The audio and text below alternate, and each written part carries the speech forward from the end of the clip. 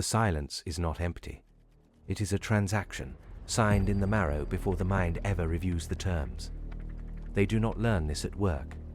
They arrive already fluent, and the workplace only refines the vocabulary. The playground taught it first. The child who watches another child push down does not freeze from shock. The child freezes from calculation, measuring where the power pools, which adult is near, whose side holds more weight. The child learns that intervention is not goodness. It is a bet.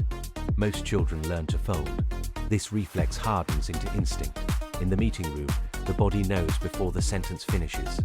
The shoulders drop, the breath slows, the eyes find the table. They do not need a memo to tell them who is protected. They smell it the way an animal smells weather change. The nervous system decides, while the mind is still drafting an objection, it will never speak. What follows is small and precise, barely visible to anyone not looking for it.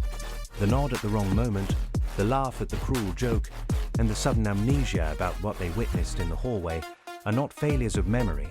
They are deposits into an account they believe will pay out safety, and often it does.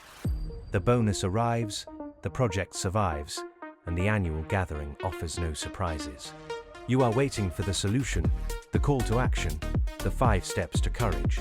That waiting is the mechanism. You want to consume the observation without wearing it, then return to the structure unchanged. The cost accrues slowly, like a debt they never check. They begin to flinch at their own reflection in the bathroom mirror, not from guilt, but from recognition. They see the collaborator looking back, the decent spouse, the good friend, the parent who teaches kindness at the dinner table. The fracture does not split them in two. It simply hollows the center until the walls touch. They bring the silence home. They teach it to their children without naming it. When the child asks why someone was mean and no one stopped it, they speak of complexity, of picking battles, of being realistic. They are not lying to the child. They are rehearsing the lie for themselves, and each rehearsal makes it smoother. Some break the surface. They see the mechanism mid-motion, their own hand reaching for the mute button, their own voice adding the qualifying phrase that shifts blame onto the fallen. They feel the chill of understanding. Then they do it again. Awareness does not stop the transaction. It only adds a witness inside the skull, one more person who knows and says nothing. This is what interests me, not the cruelty of the brute.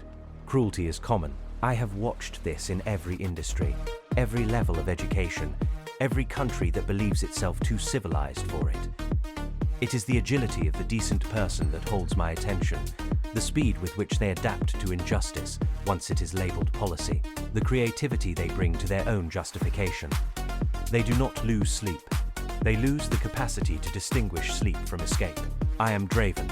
The pattern continues. It always does. Follow. The patterns do not stop here.